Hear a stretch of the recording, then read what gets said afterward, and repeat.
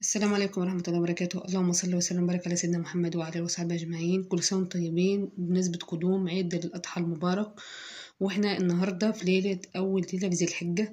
كل سنة وانتم طيبين. ال10 أيام دول يا جماعة مش عايزين نضيعهم في كده، عايزين ان احنا ننتهز الفرصة دي، ولو ضاع مننا رمضان ما نضيعش ال10 أيام دول مننا، ونحاول ان احنا نكتسب حسنات على قد ما نقدر.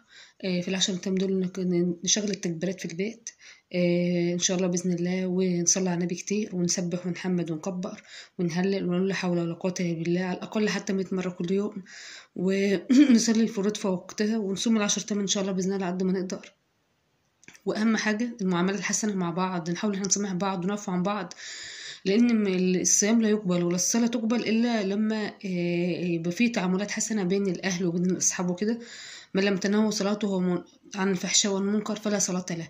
فأهم حاجة إن إحنا نتعامل مع بعض الحسنى، لأن لا الصيام يقبل ولا الصلاة بتقبل إلا بحبنا لبعض. فننتهز ال10 أيام دول على الله عز وجل يصيبنا نفحة من نفحاته لا نشقى بعدها أبدا.